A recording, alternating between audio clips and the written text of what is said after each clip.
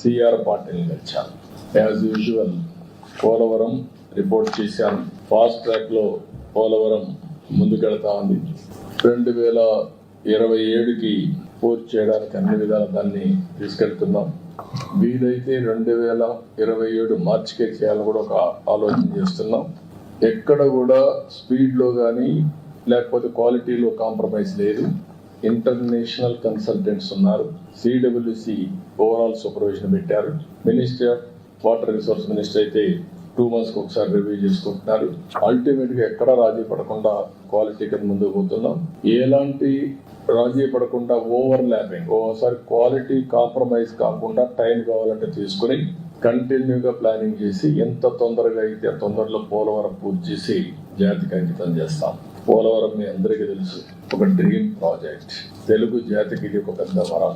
అలాంటి ప్రాజెక్ట్ ని diaphragm wall మొత్తం గోదావరిలో కలిపేసి ఈరోజు మళ్ళీ వేరే డయాఫామ్ వాల్ 400 కోట్లతో చేసిన దాన్ని ఈరోజు దగ్గర 980 కోట్లు ఖర్చు పెట్టే పరిస్థితికి వచ్చాం.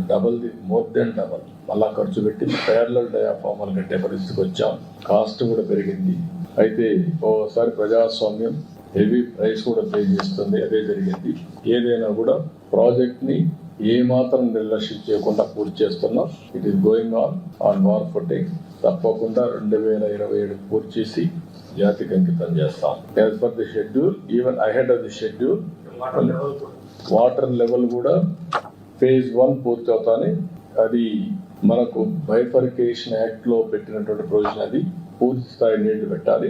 దానికి రీహాబిలిటేషన్ అంతా గవర్నమెంట్ ఆఫ్ ఇండియా ఇవ్వాలి. దాన్ని కూడా గవర్నమెంట్ ఆఫ్ ఇండియా వర్కౌట్ చేసుకుంటాం. ఇక్కడికి వచ్చినప్పుడు మళ్ళీ పోలవరం బనకచెర్ల ఒక ప్రాజెక్ట్.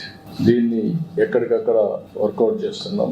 ఇందులో కూడా ఎందుకంటే గవర్నమెంట్ ఆఫ్ ఇండియా మొత్తం చేయమంటే అన్ని రాష్ట్రాల్లో ఉన్నాయి కాబట్టి చేస్తారని వాళ్ళు ఒకరే చేయలేదు. కాబట్టి మేము అడిగింది government of Andhra Pradesh, government of India Ham మోడల్లో ముగ్గురం కలిసి చేద్దాం. ఇది పెద్ద ప్రాజెక్ట్. ప్రాజెక్ట్కి 80,000 కోట్లు అవుతుంది. 200 TMCF నీళ్లు డైవర్ట్ చేయాలని, గోదావరి నుంచి నేరుగా బనకచెర్లకు 2,200 TMC నీళ్లు తీసుకుపోగలిగితే ఇది క్లీన్ చేంజర్. ఇందులో 3 బిట్లు ఉంటాయి. ఒకటి first Godavari Krishna, 2 Krishna to Nagarjunasagar right main canal. అక్కడ రిజర్వాయర్ కూడా వస్తుంది. గొల్లాపల్లి రిజర్వాయర్ వస్తుంది. అక్కడి నుంచి వెలుగొండ కూడా నీళ్లు వెళ్లే పరిస్థితి వస్తుంది గ్రావిటీతో. థర్డ్ బిట్ బొల్లాపల్లి నుంచి నాగార్జునసాగర్ రైట్ మెయిన్ కెనాల్ నుంచి Banakacherla. That is the gateway. అక్కడికి వెళ్తే ఆల్ రిజర్వాయర్స్ కి, ఆల్ కెనాల్స్ కి మనం కనెక్ట్ చేసే పరిస్థితి వస్తుంది. ఇన్క్లూడింగ్ సోమశెల, కందలే, తిరుపతి, బాలాజీ సాగర్ కూడా వచ్చే పరిస్థితి, రిజర్వాయర్కి వచ్చే పరిస్థితి వస్తుంది. ఇది మొత్తం కలిసి దగ్గర 80,000 కోట్ల రూపాయలు అవుతుంది. దీనివల్ల గాలేరు నగరికి, హంద్రి నివాకి, తెలుగుకి, వెలుగొండకి అన్నిటికీ ఆల్మోస్ట్ అన్నిటిని ఇచ్చే పరిస్థితి వస్తుంది. దీన్ని తొందరలోనే 1 month లోపల ఎగ్జామిన్ చేయమన్నాం. ఎవరికి కూడా వ్యతిరేకం కాదు. ఈరోజు తెలంగాణ రాష్ట్రంలో అక్కడ చిన్న ప్రాజెక్ట్ వాడు కూడా కొన్ని ప్రాజెక్టులు చేస్తున్నారు గోదావరి మీద. అక్కడ మిగిలిన నీళ్లు ఇక్కడికి వస్తే ఇక్కడ ఏ రాష్ట్రానికి పోయే పని లేదు. ఈ నీళ్లన్నీ నేరుగా విత్ ఇన్ ది స్టేట్. ఇది intra river linkage, not inter state river linkage. Water dispute కూడా లేని project.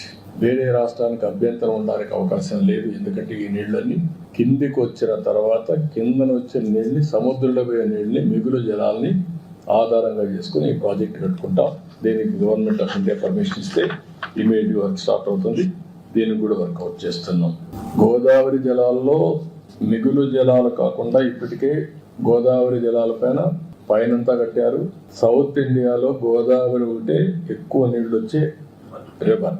100 years average 2,000 TMC water సముద్రంలో పోయింది ఆవరేజ్. ఈ రోజు తీసుకున్న నీళ్లు 200 TMC నీళ్లు, మిగులు జలాలు, సముద్రంలో పోయే నీళ్ళని ఇక్కడ డైవర్ట్ చేసుకుంటున్నాం కరువు ప్రాంతానికి. కాబట్టి ఎవరికి అభ్యంతరం పర్లేదు. అందరితో మాట్లాడుతాం, అందరిని కన్విన్స్ చేస్తాం. అందరం కలిసి గోదావరి నీళ్లు వాడుకుంటాం.